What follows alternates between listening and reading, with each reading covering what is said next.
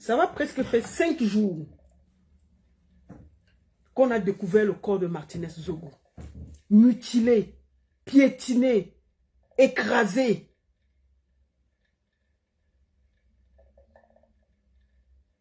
Chosifié, souillé. Vous êtes incapable de vous indigner. Qu'est-ce qui n'a pas marché? Chers artistes, je parle de certains, chers influenceurs, pourquoi l'égoïsme a gagné votre cœur? Ça cuit. La parole. Qu'est-ce qui n'a pas marché? Et demain, vous allez demander aux journalistes camerounais de nous soutenir. Vous allez demander aux journalistes camerounais d'être derrière nous quand nous avons des projets. Et Dieu, qu'est-ce qui n'a pas marché? On vous a vu ici pour moins que rien. Vous avez chargé le problème sur la tête. Eh oui. Vous avez fait des directs à n'en plus finir. Quand c'était seulement une petite histoire de Cynthia Fianga, on n'a pas respiré. Chacun a donné son avis. Chacun était parti d'un live à l'autre pour nous expliquer que Cynthia Fianga est comme ça, Cynthia Fianga est comme ça. Et oui, on tue un journaliste, on le souille. Vous êtes incapable de donner votre voix. On parle d'un être humain. On parle d'un être humain. Qu'est-ce qui n'a pas marché dans vos cœurs au Cameroun? Chez les artistes, chez les influenceurs. Donc votre rôle, c'est de parler des choses qui n'ont pas d'importance. Quand c'était Cynthia Fianga ici, là, on n'a pas respiré. J'ai fait le tour sur vos pages. Depuis 5 jours, j'ai la nausée. J'ai honte. J'ai mal. Martinez Zogo, je vous rappelle, est un artiste culturel. D'abord, avant de dénoncer, ce gars a toujours soutenu les artistes. Aujourd'hui, vous êtes incapable de mettre sur votre page « Repose en paix » avec une photo. Ça vous engage en quoi? Est-ce qu'on vous a demandé de critiquer? Est-ce qu'on vous a demandé d'accuser quelqu'un? Où est parti votre humanisme? Qui va venir vous arrêter parce que vous avez dit que c'est pas normal qu'on tue un être humain, on l'enlève? Et Dieu, et vous êtes étonné que quand vous êtes par terre, quand vous êtes malade, quand vous pleurez, vous demandez le soutien des Camerounais. Moi, je me rappelle ici, là, Blanche Bailly, allons même sur ton cas. On t'a accusé d'une histoire de frigo. Frigo. On a dit que tu as volé le frigo, ou c'était à Kumba, ou c'était où? On a filmé, tu as filmé le policier. Le policier était un peu secoué, là. Le policier s'est un peu secoué, ce n'était même pas compliqué. On t'a amené au poste. On n'a pas respiré, sinon tous on était sur le live en train de faire les vidéos. Que oh, vous ne pouvez pas traiter les artistes comme ça. Oh, vraiment, ce n'est pas normal. Tout le monde a tweeté. On a vu tous les artistes, les journalistes, tout le monde s'est versé dans l'affaire. Sans même comprendre ce qui se passait. Sans même comprendre ce qui se passait. Tout le monde s'est versé dedans. Et aujourd'hui,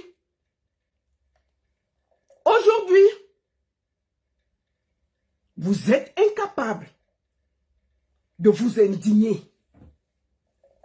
J'ai compris pourquoi vous n'avez pas de droit d'auteur au Cameroun. Parce que vos cœurs, vous avez des noirs cœurs. Oui. Chacun s'assoit, Dieu le pousse. Parce qu'il y a les noirs cœurs au Cameroun. Chacun attend son tour. On ne sait pas faire foule. C'est normal que vous n'ayez aucune situation au Cameroun. Si c'était en Côte d'Ivoire, je n'ose même pas imaginer. Si Martinez Zogo était un Ivoirien, qu'on l'avait enlevé comme ça, là ce qu'on ne respire pas, hein, ce que les Ivoiriens, artistes, non artistes, même les gens qui sont pro-Ouattara, contre Ouattara, allaient sortir pour dire que ça ne se fait pas. Ce n'est pas une question de politique, c'est une question d'humanisme, d'avoir le cœur. Mais on est là, on regarde, on observe. Oh, la Prado noire. Oh, je veux voir mes enfants grandir. Donc vous dites que si tous les artistes qu'on a au Cameroun mettent rip avec la photo de Martinez Zogo, on va venir vous arrêter vous tous. Non, pourquoi? Parce que l'égoïsme a gagné le cœur du Camerounais. Chacun attend midi devant sa porte. Il faut dire les vérités. Les influenceurs, il faut les voir changer les problèmes. Petit truc, en Côte d'Ivoire, ils ont déjà commenté jusqu'à on ne dort pas. Petit truc en Côte d'Ivoire, on a déjà parlé jusqu'à on ne respire pas. Petit truc, si c'était en Côte d'Ivoire, c'est qu'on ne dort pas. Les Camerounais chargent souvent les problèmes des Ivoiriens. Ils posent sur leur tête, on ne respire même plus. Les Camerounais chargent les choses sur leur tête. De tous les pays. Ils sont incapables de charger quelque chose de leur propre, de quelqu'un de leur corporation. Vous croyez que les journalistes camerounais sont déçus? J'ai vu des artistes avec qui Martinez marchait, matin, midi, soir. Même pas un tweet sur leur page. Mais quelle honte! J'ai dit, mais si c'était la Côte d'Ivoire que vous prenez toujours comme référence là. Mais ce que les blogueurs ivoiriens, les blogueurs camerounais, dès qu'il y a un petit truc en Côte d'Ivoire, on ne respire pas ici. Petit problème en Côte d'Ivoire même, que Cyril dit a pris la femme de José, ils vont charger sur la tête, on ne va pas respirer. Petit truc en Côte d'Ivoire, que ils vont charger sur la tête, on ne va pas respirer. Les lives vont nous tuer ici. Mais on dit qu'on a assassiné un journaliste au Cameroun. Ils sont incapables de mettre même un rip. On ne vous demande même pas de faire les lives. Mais c'est pas possible. Comment vous voulez que demain, les gens qui nous soutiennent, les journalistes et les journalistes culturels qui nous soutiennent, soient avec nous? Mais je ne comprends pas. Je suis complètement choqué. Vous allez écouter quelque chose. Il s'appelle Camille Makosso. Écoutez ce qu'il va dire. Makosso. C'est très grave. Dieu bénisse le Cameroun, que Dieu bénisse l'Afrique, que Dieu bénisse l'humanité tout entière. Je me permets de faire cette vidéo par recherche de vues. Parce que tous ceux, que ce soit mes conseillers au niveau du Cameroun, que ce soit mes amis au niveau du Cameroun, que ce soit certains de mes fidèles cadres au niveau du Cameroun, même les Camerounais que j'encadre un peu partout dans le monde entier, quand j'ai abordé un peu le sujet avec eux, la majorité m'ont dit, mon général, nous te demandons pardon. Ne parle pas dans cette affaire. C'est-à-dire que même les influenceurs ivoiriens qui veulent parler de l'affaire Martinez Zogo, les Camerounais les demandent de ne pas parler. Que nous te supplions, Makosso, ne parle pas de l'affaire. Ne parle pas, ne rends pas hommage à Martinez Zogo.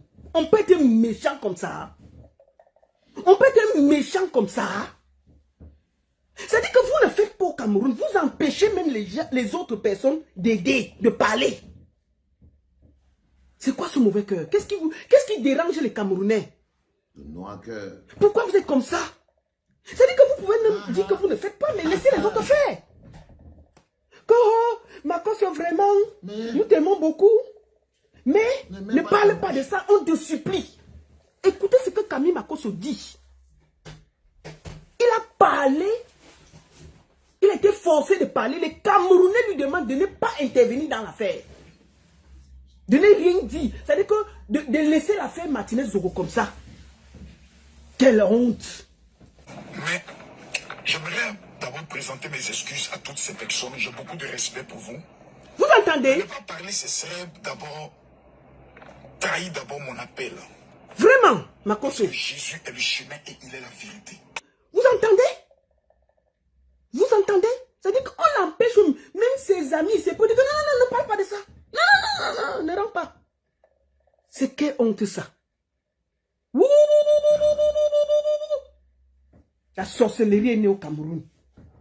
Vous empêchez même les gens en Côte d'Ivoire de demander la justice pour Martinez Zogo. Ya! Mais pas honte? Faut parler, mon général. Parce que Jésus est le chemin et il est la vérité. Je ne peux pas dire que je suis un serviteur de Dieu. Et puis ne pas dire ma part de vérité dans une affaire où je connais l'individu. Voilà. Ce gars, dans son émission, n'a jamais joué de la musique qui venait de l'extérieur. Il a toujours joué de la musique camerounaise. C'était un nationaliste de ce côté-là. Il jouait toujours la musique camerounaise. Et vous êtes incapable de le lui rendre. Et Anti, si ce gars pouvait regarder derrière lui et voir à quel point,